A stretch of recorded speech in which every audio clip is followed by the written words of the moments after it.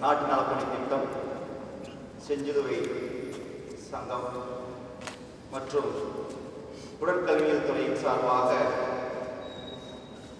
சர்வதேச யோகா தினம் இன்றைய நாளிலே சிறப்பாக கொண்டாடப்பட உள்ளது.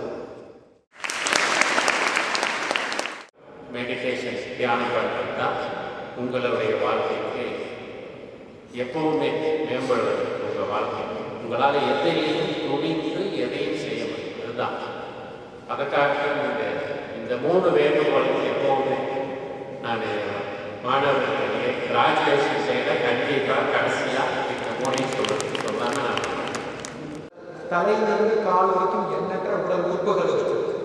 அது ஆரோக்கியமாக இருக்கணும். இதையெல்லாம் தாங்கி நிற்கக்கூடிய மனம் என்ன சொல்லுவாங்கன்னா, இன்சான் உடம்புக்கு தலையே பிரதானம், இன்சான் உடம்புக்கு தலையே பிரதானம். அப்போ அந்த தலைக்குள்ளார் என்ன இருக்கு? உங்களுடைய மூளை இருக்கு. அந்த மூளைக்குள்ளார் என்ன இருக்கு? மூளைக்குள்ளார் என்ன இருக்கு?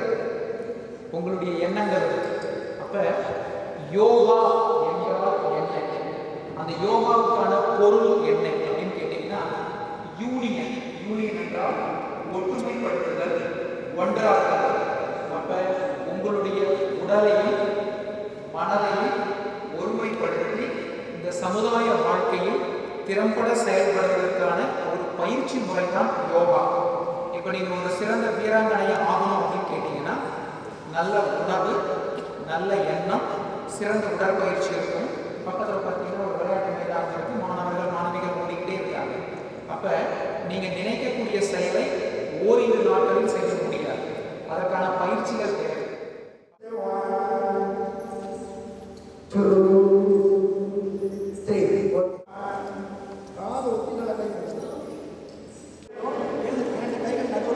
இரண்டு கைகளின் நடுவில் இடது கால் இருக்கா அதை பார்த்து நல்லா பிரீத்து, நல்லா மூச்சு எடுத்துருங்க.